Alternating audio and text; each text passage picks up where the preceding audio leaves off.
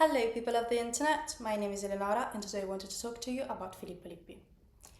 Filippo Lippi is known today as being one of the most important representatives of the Italian Renaissance, but some of you may not know this, but his life was full of adventures and scandals. He was born in 1306 in Florence, but he was orphaned at a very early age, and that's why he was sent to a Carmelite convent in a church named Santa Maria del Carmine. This is very important because in Santa Maria del Carmine, he came into contact with Masaccio's works, which can be found in the Brancacci Chapel, and Masaccio had a very important influence on Filippo Lippi's later life. He took vows because he was basically raised in a convent, and so it was only natural for him to become a churchman.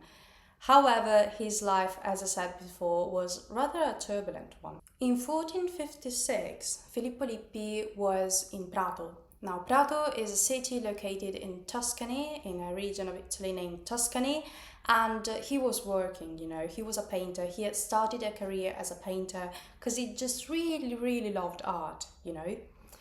He was in Prato and he saw this girl, she was very beautiful. That kind of beauty that is very rare to find and just so mesmerizing. This girl was stunning.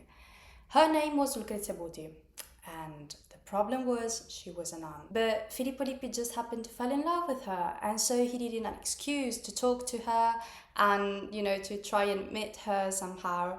And so he asked Lucrezia to pose for him as Virgin Mary for a painting named Madonna with Child and Two Angels that he was working on this painting. But as I said, this was an excuse because Filippo Lippi ended up seducing Lucrezia Buti.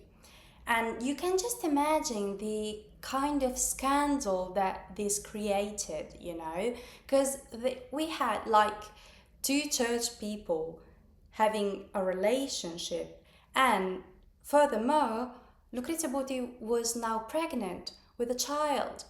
And again, she was a nun. She shouldn't have done that in the first place.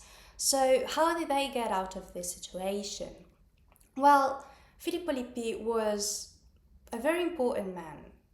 And not just because he was a friar, but also because he was very talented in painting. And so he had some very big acquaintances, one of them being Cosimo de' Medici. Now, if you do not know who Cosimo de' Medici is, well, do you know Lorenzo the Magnificent? Because he's quite of a famous guy, he was very popular back then.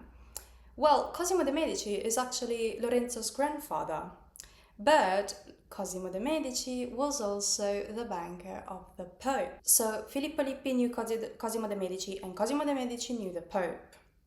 So basically the Pope granted Filippo Lippi and Lucrezia Buti a very special disposition that allowed these two guys to get married and to, raise this child. This child will end up being Filippino Lippi, who, his name is very similar to his father's, but there was kind of a tradition back then to name your son basically just like your father. It was very popular, they just had this thing. But Filippino Lippi will end up being a painter just like his father, and he will be just as talented. Now, you may have already realized this, but Filippo Lippi's life was full of adventures, as I said, full of scandals. He was a friar, that's true, but he did not really act like one. He did not behave like one. For example, he just loved wine and indiscipline. And I want to tell you about that one time when Cosimo de' Medici had to lock Filippo Lippi into a room to force him to work, to force him to finish a painting. Filippo Lippi knew Cosimo de' Medici, we've already said this. And, Cosimo just asked Filippo Lippi for a painting. Filippo Lippi said yes. Thing is, he just really kept being distracted by mundane things, by women, by wine, by gambling. He used to love gambling. But Cosimo de' Medici was really fed up with this guy, and, this painting was taking forever to finish. And so he basically threw Filippo Lippi into a room, locked the door, and basically forced him to work. However, Filippo Lippi was not really a quiet guy. He was not someone who wanted to be ordered around, you know. And so he took the bed sheets that were in this room, knotted them together, and climbed out of the window using the sheets. And this makes me laugh because honestly, this feels so much like a movie scene. You know, this is one of those things that you would see in a film, and you would say, "God, that's crazy. Nobody does that in real life," you know. But Filippo Lippi did that, and yeah, okay, sure, I guess. And another fun fact about Filippo Lippi was that he was captured by pirates. In 1432, so before meeting Lucrezia Buti, he was in Ancona. Ancona is a city of Italy located like on the Adriatic coast of Italy, and he was in the port of Ancona where he met some very questionable people. Problem is, these people were pirates, and you know, they were not good people. They were not good guys. And so they just saw an opportunity for a slave. They kidnapped Filippo Lippi and they brought him to North Africa.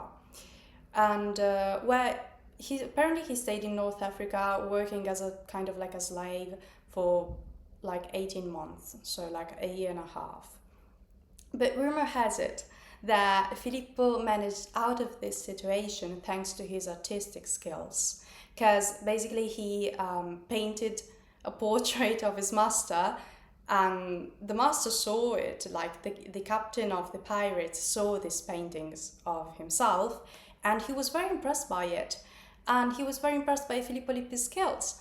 And so they just decided to set him free, to let him free. And then he came back to Italy and he just continued on with his career as if nothing happened, which is, again, very incredible, you know. Now, this is a rumor. Keep in mind that this is a rumor, so it might not be true. But Giorgio Vasari kind of like mentioned something like this. Giorgio Vasari was like a very important author back then. He was like so an actor. He was like a very clever man. But he wrote about Filippo Lippi's life, and he kind of mentioned an episode regarding pirates and regarding North Africa. So, you know, it's kind of a rumor, but it might be true, you know? Okay, so in his later years, Filippo Lippi worked on some major commission, including the frescoes on Spoleto Cathedral, sorry. But in 1469, he died under mysterious circumstances. And again, rumor has it that Lucrezia Buti's relatives poisoned this guy. And so, well, basically, Lucrezia Buti relatives apparently they were not happy about the whole Filippo Lippi seducing Lucrezia, and apparently they wanted some kind of revenge. But keep in mind that this is also a rumor, so it might not be true. But yeah, that's all I wanted to tell you today, and that's all I wanted to tell you about Filippo Lippi. Thank you for staying with me. Thank you for watching my video. If you have any requests, please let me know down below. And yeah, thank you for staying with me. Have a lovely day. Bye!